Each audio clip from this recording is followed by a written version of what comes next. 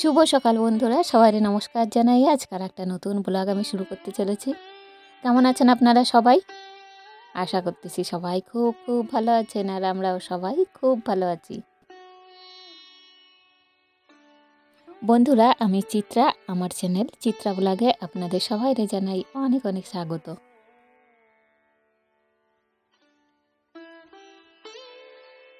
এখন ঘড়িতে টাইম হয়েছে সকাল 8:30টার মতো, আর আজকে এই সময়টা থেকেই আমি আমার ব্লগটা শুরু করতেছি। আশা করতেছি যে আজকের ব্লগটা আপনাদের কাছে অনেকটাই ভালো লাগবে। প্রতিদিন হাজব্যান্ড এক একটা বায়না করে যে কিছুই রান্নাবান্না জানে না, কিছুই করে না, শুধু ওই সংসারের কাজবাজ করে, তাতেই বলে কত কাজ করে, কষ্ট হয়ে যায়।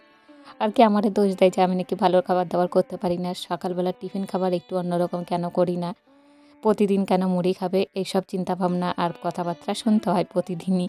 তো সেই জন্য আজকে একটু ভুল বদলালাম, একটু টিফিন খাবার ভাবলাম অন্যরকমভাবে শুরু করি সকালবেলা। সেই জন্যই ঘরে একটু ময়দা ছিল, ভাবলাম একটু মাখিয়ে নিই ভালো করে, তারপরে একটু ভালো মতো একটু ছেঁড়া পরোটা তৈরি করব। দেখা যাক এখন কেমন হয়। অনেক দিন পরে নিজের হাতে ছেঁড়া পরোটা তৈরি করতেছি, তাও আবার ঘরে।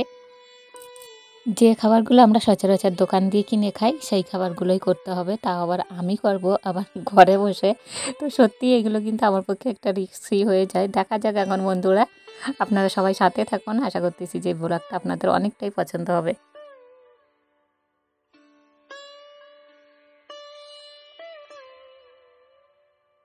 ময়দা দিয়ে তো লেচিগুলো তৈরি করে নিলাম, আর বেশ বড় বড়ই করছি। যখনই বড় বড় সাইজ করছি, আমার মেয়েই কিন্তু তখনই একটা প্রশ্ন করে দিয়েছে, মা তুমি যে ছেঁড়া পরোটা করবা তার জন্য এত বড় বড় লেচি?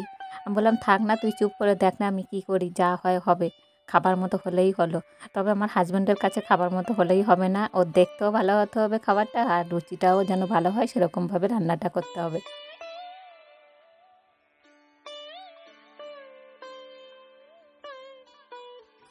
বন্ধুরা, লেচিগুলো তৈরি করে না বেলা শুরু করলাম, আর অনেকবার করে ওলট পালট করে কিন্তু এক একটা লেয়ার তৈরি করে নিচ্ছি। না হলে না ওই পরোটাগুলো যখন ভাজবো না তেলে কিন্তু ফুলবে না ভালো মতো। আর যতবার কিন্তু আমি লেয়ার তৈরি করব ততই কিন্তু ভালো হবে, আর ততই কিন্তু টেস্টি হবে, ফুলবে বেশি করে। ছেঁড়া পরোটা একটা ফাঁপানোর বিষয় থাকে, তো সেই বিষয়গুলো নাহলে হবে না। তো অনেক কবার কিন্তু ওলট পালট করে আবার জড়ো করে, তো এরকম করে বারবার করেই কিন্তু লেচিগুলো বেলে নিয়ে একটা পরোটার মতো শেপে আনবো আর কি। তো বন্ধুরা, আপনারা দেখতে থাকুন, ততক্ষণে আমি আমার কাজবাজগুলো একটু সারি, একটু পরোটা ভাজা, ফাটানো, তারপরে তরকারি রেডি করা, আর পরোটার সাথে আজকে একটু যে ছোলার ডাল রান্না করব। আর আগে থেকে প্রিপারেশন করি নাই তো, তাহলে আগের দিন রাত্রেবেলা ভিজায় রাখতাম, তাহলে একটু ডালটা সকাল সকাল আর কি ভিজে টিজে গেলে তাড়াতাড়ি আর কি সিদ্ধ হয়ে যেত। তবে আমার যে প্রেশার কুকার আছে সেই প্রেশার কুকারে চাপাই দিলে কিন্তু বেশ তাড়াতাড়ি হয়ে যায়, সেরকম একটা অসুবিধা হবে না। তাই সেইটা চিন্তা করে না সকালবেলায় এই যে যখন এই পরোটাগুলো তৈরি করতে বসছি, তখনই কিন্তু ডালটা একটু ভিজাই দিছি সাইডে। তো এরপরে এই পরোটাগুলো আগে ভাজবো, তারপরে ডালটা সিদ্ধ বসাই দেবো, তারপরে হচ্ছে লাস্টে ওই ডালটা রান্না করব। তো দেখুন না, এদিকে কথা বলতে বলতে পরোটা ভাজা হয়ে গেছে, আর এদিকে কিন্তু তেলটা মনে হচ্ছে একটু বেশি, কিন্তু পরে কিন্তু ভাজতে ভাজতে তেলটা অনেকটাই টানে গেছে পরোটার মধ্যে।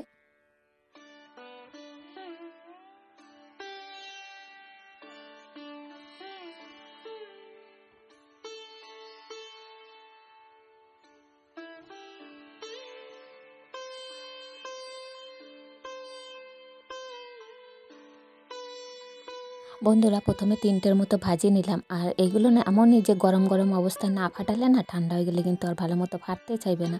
তাই জন্য ভাবলাম পরে যেগুলো আছে পরোটা আরও ভাজার আছে, অনেকগুলো একসাথে করছি তো, না হলে সবার হবে না ভাগে। আমরা 3জন, এদিকে বাবা আছে, মা তো ঘরে নেই, মা ওই দিদা মারা গেছে ওইখানে রয়েছে, তো এই সময়টা আমরা হচ্ছে এই খাবারগুলো তৈরি করে খাচ্ছি। তো সেই জন্য একটু বেশি পরিমাণে না হলেও এক একজনের হবে না, আর যেহেতু টিফিনের খাবার এটা একটু বেশি করে খেতে হবে, না হলে কিন্তু পেট ভরবে না কারোর। সেই পরিমাণে আর কি করবো আজকে পরোটাটা। তো সেই জন্যে যেটুকু বাকি রয়েছে থাক, ওইটা আবার পরে বেলে ভাজবো, তবে তার আগে এটা ফাটানোটা খুব দরকার, সেই জন্য ফাটাই নিচ্ছি। আর এতটা গরম না, হাতটা প্রচুর ছ্যাঁকা লাগতেছে ওই যে ফাটানোর সময়। আর ছ্যাঁকা লাগলেও খাওয়ার সময় তো ভালো লাগলে সেগুলো আর গায়ে লাগবে না। এখন দেখা যাক খাওয়ার সময় হাজব্যান্ড খাইটাই কী বলে। আমার কাছে তো পছন্দ হয়েছে, বেশ ভালো মতো ফাটে গেছে, আর বেশ ফুলানো ফুলানোই হয়েছে, অন্তত দোকানের থেকে ভালো হয়েছে। সেবার আমি কিনে আনছিলাম, তার থেকে অন্তত ভালো লাগতেছে দেখে।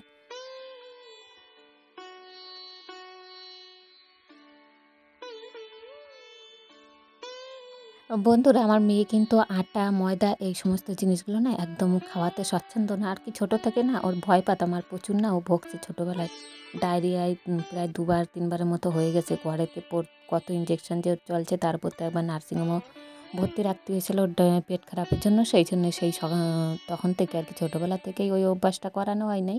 ময়দা, আটাটা এমনিই তো খায় না। তারপর দ্বিতীয় আমার ভয় লাগে অতিরিক্তটা আর কি হয়ে গেলে তখন হয়তো শরীর খারাপ হয়ে যাবে। আর ওর ইচ্ছাও করে না খাইতে। যদিও একটু দিই অনেক বলে কয়ে তারপরে কিন্তু খাওয়াতে হয়। আর মাঝে, মাঝে কিন্তু বাচ্চাদের একটু আটার রুটি, তারপরে ময়দাটা অতটা ভালো নয় কিন্তু আটার রুটিটা দেয়া ভালো। তাতে একটু ওদের ওই পায়খানাটা পরিষ্কার হয়। কনস্টিপেশনের যে সমস্যাগুলো থাকে সেগুলো হয় না।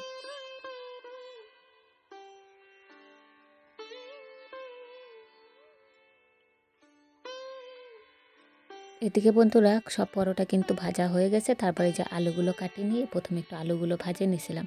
তারপরে মশলা বলতে একটু টমেটো কুচো দিয়েছি, তার মধ্যে একটু গরম মশলা, ওই গোটা গরম মশলা আর কি, দারচিনি, এলাচ, লবঙ্গ ওইগুলো দিয়ে ফোড়ন দিয়েছি। আর তার সাথে একটু জিরে আর একটু শুকনো লঙ্কা ফোড়ন দিয়ে টমেটোরে একটু ভালো করে কষায় নিয়েছি, মানে ওইগুলো দিয়ে। আর তার মধ্যে একটু আদা গ্রেট করা, আর সেরকম কিছু দিই নাই। আর সিধে সাদা খাবার করতেছি তো সকালবেলা কেন অতিরিক্ত, একে তো ময়দার খাবার, তারপরে আবার যদি বেশি জাঙ্ক খাবার হয়ে যায় তো ক্ষতি।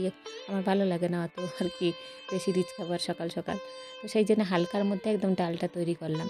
তো এদিকে আলুটা ভাজে নিয়ে ডালটাও কিন্তু সিদ্ধ হয়ে গেছিলো, তো ডালটা এদিকে ওই কষায় নিয়েছি আলুটা, তার মধ্যে ঢালেও দিছি। তারপরে কিন্তু লাস্টে তৈরি হয়ে যাওয়ার পরে একটু ঘি দিয়ে দিলাম হালকা মতো, যাতে একটু সামান্য গন্ধটা হয়। বেশি পরিমাণে দিতে ভয় লাগছে যদি অসুবিধা হয়ে যায়, তো সেই জন্যে। আর ওই ধারে কিন্তু ওভেনে আবার ভাতও বসায় দিছি। অনেকটা বেলা হয়ে গেছে তো একে তো এতগুলো পরোটা ভাজছি, তার উপর আবার ডাল তো এই করতে করতে না অনেকটা বেলা হয়ে গেছে, তো ভাবলাম একেবারে ভাতটা বসাই দিই। ভাতটা বসাই দিয়ে ওইদিকে কিছু কাজ টুকিটাকি বাকি রয়েছে, সমস্ত এমনি বাসি কাজ হয়ে গেছে, উঠোন পরিষ্কার করা, তারপর ঘর দুয়ার মোছা টোছা সমস্ত কিছু হয়ে গেছে। তার মধ্যে এই যে একটা সোফা অগোছালো হয়েছিল, তো সোফাটা একটু গোছায় নেবো এখনে।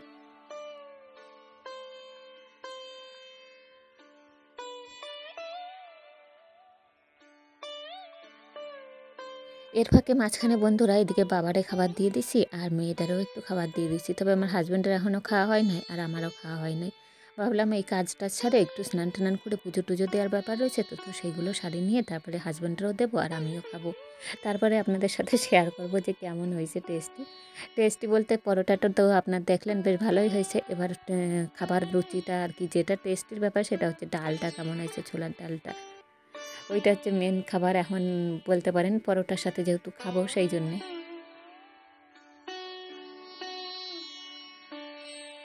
আমার মনে হয় পরোটা যেমনই হোক না কেন তার সাথে যে তরকারিটা খাবো সেইটা একটু টেস্টি হওয়াটা খুবই দরকার।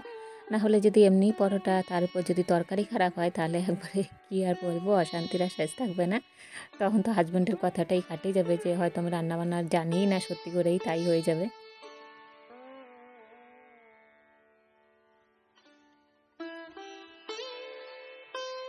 তারপরে বন্ধুরা স্নান টান কমপ্লিট করে নিলাম আর মেয়ে কিন্তু আমার পেছনে আসে আগে হাজির হয়েছে, মা আমি আগে দাও ফুলটা দিই, আমি ফুল দেবো। তো আমি যখনই পুজো দিই ও কিন্তু আমার পেছনে আসে ওই রকম করে। আর তার মাঝখানে এই যে দুপুরে রান্নাবান্না, ওই যে মাছের ঝাল করছি একটু সর্ষে বাটা দিয়ে, তার সাথে একটু আলু সিদ্ধ আর একটু মাছের ডিমের বড়া ওই তেঁতুল দিয়ে করছি, আর তার সাথে একটু বাটি পোস্ত। তো এই দিয়েই কিন্তু আজকে দুপুরের খাবারটা আমরা সারছি। আর যেটা বলছিলাম ডালটা পরোটাটা বেশ ভালোই টেস্টি হয়েছে, হাজব্যান্ডও খাইছে বেশ চাটিপুটে। তবে আরেকটুখানি বাকি ছিল, সেটা বিকেলের জন্য রাখি দিয়েছিলাম, যে বিকেলবেলা তো আবার টিফিন খাবার খাইতে হয়, তো বাকিটা আর ফেলায় দিয়ে লাভ নেই বা নষ্ট করেও লাভ নেই। বিকেলবেলা যে হোক খাইয়ে নেবে, হয় আমি খাবো নয় হাজব্যান্ড খাবে। তারপরে বিকেলবেলা একটু টাইম করে এই যে একটা কুমড়ো অনেক দিন ধরে পড়েছিল, সেই কুমড়োটা আজকে কাটলাম।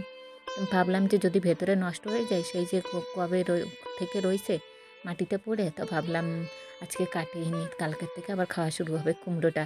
আজকে কাটি টাটি একটু রেডি টেডি করে না, ওই ভিতরে যে বীজগুলো তারপরে নোংরাগুলো থাকে ওইগুলো একটু ফেলাই নিয়ে না, তারপরে কিছুটা কাটবো সকালের জন্যে আর কিছুটা রাখে দেবো ফ্রিজের মধ্যে, যেন পরপর খাইতে পারি এগুলো নিয়ে। আর তাই আমার সাথেও কিন্তু আমার মেয়েও বসে পড়ছে। আর এখন না আমার স্কুলটা ছুটি হয়ে না অতিরিক্তই যেন আমার এই জ্বালানি শুরু করছে আমার পেছনে সবসময় আর কি, আমি যে কাজটা করবো ও সেই কাজ করবে। আর বারণ করলেও শুনবে না, বারণ করলে কিন্তু ওদের ইন্টারেস্টটা আরও বেড়ে যায় যে মা কী করে ওই কাজ আমার করতেই হবে। আর ছুরি চাকু ওইসব নিয়েই ওদের যত আবদার। আর আমি যেটা দিয়ে করবো সেটা দিয়েই করবে। প্রথমে তো বলছে, মা আমারে বটিটা দাও। বলছি না না একদম হবে না। তারপর বললাম তুই ঘর থেকে চাকুটা নিয়ে মানে ছুরিটা নিয়ে, তো ছুরি দিয়ে যতটুকু পারছে করছে, আর আমি তারপরে সবটা করে নিয়ে এই যে একটা ঠোঙার মধ্যে আর কি প্লাস্টিকের মধ্যে কুমড়োগুলো ভরে নিয়ে ফ্রিজের মধ্যে রাখি দেবো। বন্ধুরা, আজকের ভিডিও আপনাদের কাছে কেমন লাগছে আপনারা জানাতে কেউ ভুলবেন না। আজকে যদি কোনো নতুন বন্ধু আমার ভিডিওর মধ্যে আসে থাকেন, আমার আজকে ফার্স্ট টাইম দেখতেছেন, আপনি পারলে প্লিজ আমার চ্যানেলটা সাবস্ক্রাইব করে দিয়ে আমার পাশে থাকবেন। আর যে বন্ধুরা এই কাজটা অলরেডি করে রাখছেন, আপনাদের তো অসংখ্য অসংখ্য ধন্যবাদ জানাই। আপনারা সবাই আমাকে এইভাবে সাপোর্ট করতে থাকুন।